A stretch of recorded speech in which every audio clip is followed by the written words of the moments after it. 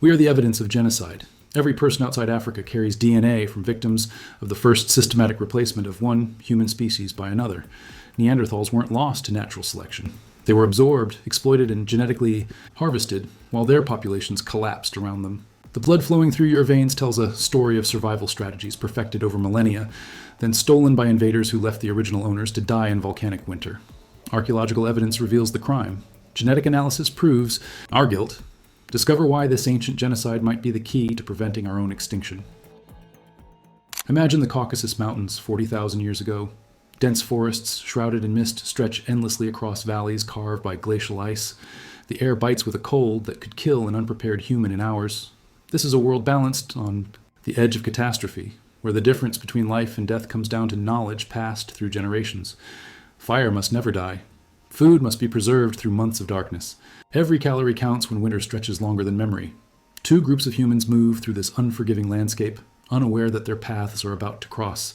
The Neanderthals have called these mountains home for hundreds of thousands of years. Their bodies are built like fortress walls, compact and powerful, muscles honed by endless survival. Their large eyes miss nothing. Their hands can nap stone tools with precision that rivals modern machinery. These aren't the shambling brutes of Victorian imagination. These are master survivors who weathered ice ages that would have destroyed civilizations. The second group carries themselves differently. Taller, more lightly built, with faces that would look familiar in any modern city. Homo sapiens, our direct ancestors, are newcomers to this land. They bring innovations that seem almost magical. Complex tools, elaborate art, but they also bring something else, something that will change everything. When these two worlds collide, the consequences reach far beyond a simple meeting of strangers. Every interaction carries the weight of two evolutionary paths, two ways of being human. The Neanderthals possess knowledge earned through countless generations of survival. The newcomers carry genetic diversity that could strengthen both bloodlines, but they also carry diseases, competition for resources, and technologies that will reshape the very nature of human existence. The stakes couldn't be higher. One group will dominate the future of our species. The other will face a slow descent toward extinction. But here's what archaeologists are only now beginning to understand. The story we've told ourselves about who won and who lost is completely wrong. The survivors didn't replace the vanquished. They absorbed them. And that absorption might be the most important event in human history. What happens when two different kinds of human meet for the first time in a world where survival depends on every advantage you can claim? The blood tells the first part of the story that changes everything. When researchers analyzed DNA from Neanderthal remains scattered across 3 different continents, they expected to find evidence of primitive blood systems. After all, chimpanzees are all type A, gorillas are all type B. Surely, our supposedly inferior cousins would show similar limitations. Instead, they discovered something that shattered every assumption about Neanderthal biology. A 100,000-year-old Neanderthal woman from Siberia's Denisova cave had type A blood. Her younger sister, living 48,000 years ago in nearby Chigirskaya cave, shared the same type. But travel west to Croatia's Vindija cave, and you'll find another Neanderthal woman from 64,000 years ago with type B blood. The implications hit like lightning. Neanderthals possessed the full range of modern human blood types, a genetic diversity that speaks to populations far more sophisticated than anyone imagined. But the real revelation came when scientists examined their Rh factors. Think of blood compatibility like a lock and key system. Your blood carries markers that determine whether transfusions will save your life or kill you within minutes. All 3 Neanderthal women carried a blood type so rare that scientists had only seen it once before, in a single member of Australia's Western Desert Aboriginal people. They called it Rh plus incomplete, and they assumed it was a recent mutation unique to that isolated population. They were wrong. This blood type existed tens of thousands of years ago, flowing through Neanderthal veins across continents. It was ancient, not new, and it revealed something troubling about what happened when Neanderthals and modern humans began to interbreed. The blood compatibility was catastrophic. When a Neanderthal with Rh plus incomplete mated with a typical Homo sapiens, their children faced a 1 in 5 chance of developing hemophilia, a potentially fatal bleeding disorder. This wasn't just a medical curiosity. It was a biological barrier that limited how extensively these 2 human populations could merge their bloodlines. Every successful pregnancy was a gamble. Every birth carried the shadow of genetic incompatibility. Yet somehow, against these terrible odds, interbreeding happened extensively enough to leave its mark on every non-African human alive today. The blood evidence reveals Neanderthals as a fully modern human population with complex genetics, sophisticated biology, and a tragic vulnerability that would shape the future of our species. They weren't primitive, they were different. And that difference carried a cost that neither population fully understood until it was too late. The genetic evidence keeps getting stranger. When scientists sequenced Y chromosomes from 3 Neanderthals who lived between 38,000 and 53,000 years ago, they expected to find genetic signatures that matched other Neanderthal populations. Instead, they found Y chromosomes virtually identical to those of modern humans. The implications are staggering. Near the end of their existence, Neanderthal men were carrying the genetic markers of their supposed replacements. This isn't evidence of peaceful coexistence. It's evidence of genetic invasion. As Neanderthal populations dwindled, modern human men were extensively mating with Neanderthal women, so frequently that they replaced entire Neanderthal Y chromosome lineages with their own. The pattern suggests systematic interbreeding that went far beyond occasional encounters. But the story gets even darker. When you follow the mitochondrial DNA, the cellular machinery passed exclusively from mothers to children. Neanderthal mitochondrial DNA shows the same pattern of replacement, but in reverse. Modern human women were bearing children with Neanderthal men, passing their own mitochondrial signatures into Neanderthal bloodlines. Both populations were genetically infiltrating each other, creating hybrid children who carried the biological legacy of 2 different kinds of human. The evidence points to interbreeding that occurred in waves, stretching back hundreds of thousands of years. The earliest encounters happened between 270,000 and 100,000 years ago, most likely during warmer periods when both populations expanded their territories.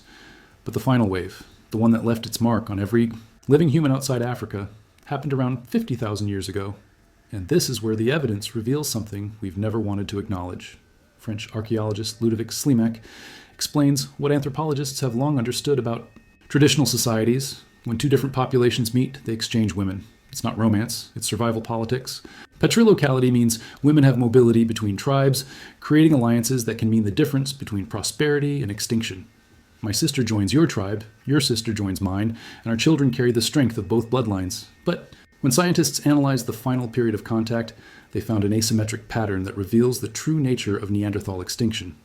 All modern humans carry Neanderthal DNA, but the last Neanderthals carried only ancient Homo sapiens, DNA from earlier encounters. They had no genetic input from the modern humans who were actively replacing them. This wasn't mutual exchange. This was genetic colonization. The last Neanderthals were living genetic museums, carrying 10% archaic Homo sapiens DNA from encounters that happened thousands of years before their final extinction. While modern humans were actively breeding with Neanderthal women, taking their genetic diversity and incorporating it into expanding populations, the Neanderthals received nothing in return. But this wasn't the most shocking part. The catastrophe that sealed their fate came from above.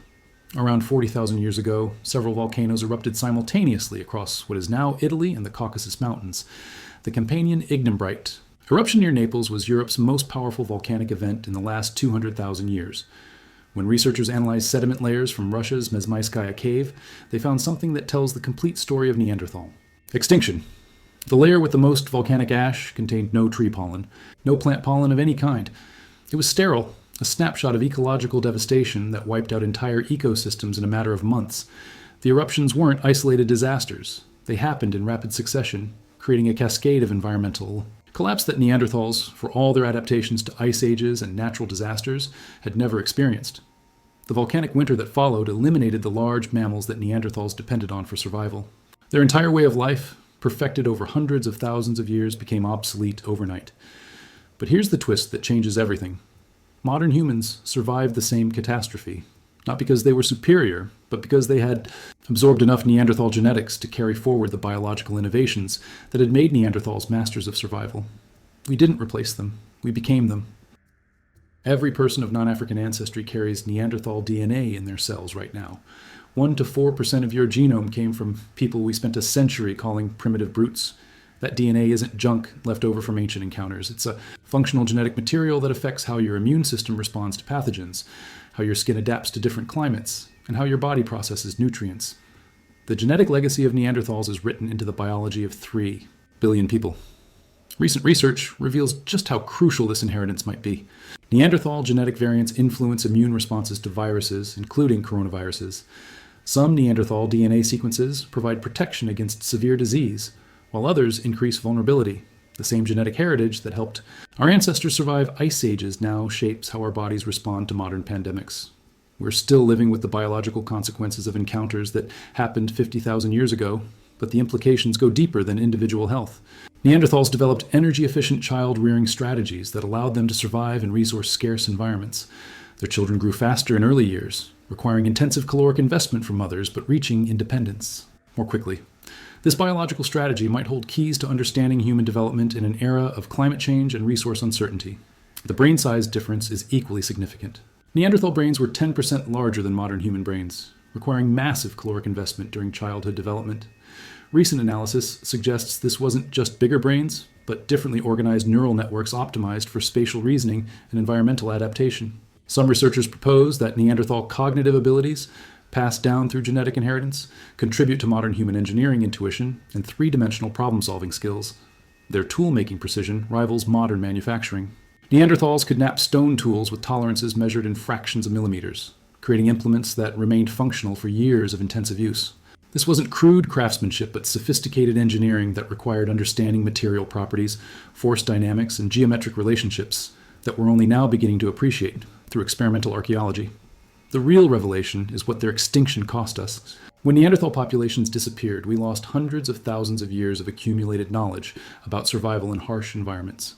Their understanding of plant medicines, seasonal cycles, animal behavior, and resource management died with them. We inherited their genetics, but lost their cultural wisdom, leaving us biologically equipped for challenges we no longer remember how to face. Climate change is forcing us to rediscover survival strategies that Neanderthals perfected over millennia. As modern infrastructure becomes less reliable and environmental conditions more unpredictable, the genetic adaptations we inherited from our supposedly inferior cousins might be exactly what determines whether our civilization survives the next century. The evidence suggests that Neanderthal extinction wasn't inevitable evolutionary replacement, but preventable catastrophe. If modern humans and Neanderthals had continued coexisting and exchanging knowledge alongside genes, would we be better equipped to handle the environmental challenges we face today? Have you noticed aspects of human intuition, particularly around spatial reasoning or environmental adaptation, that seem almost instinctive? The genetic archaeology suggests these abilities might be Neanderthal inheritances, biological gifts from populations we spent generations maligning as inferior. Consider the implications. Every time you navigate complex three-dimensional spaces, solve engineering problems through intuition rather than calculation, or feel an unexplained connection to wild landscapes, you might be experiencing cognition shaped by Neanderthal neurology. Their larger brains didn't disappear when their populations died out. They live on in the neural architectures of billions of people who carry their genetic legacy. The story of human evolution isn't the triumph of superior over inferior, but the tragedy of what we lost when diversity collapsed into uniformity. Neanderthal genetics live on in our cells, but their accumulated wisdom died with their cultures. We're hybrid beings carrying the biology of multiple human species, yet we barely understand what we inherited or how to use it. The archaeological record holds more secrets about human cognitive evolution, including evidence of other extinct human populations whose genetic contributions might be hidden in plain sight within modern human abilities. The next revelation might change how we understand not just where we came from, but what we're capable of becoming. If you want to uncover more hidden truths about human evolution, subscribe to join the investigation.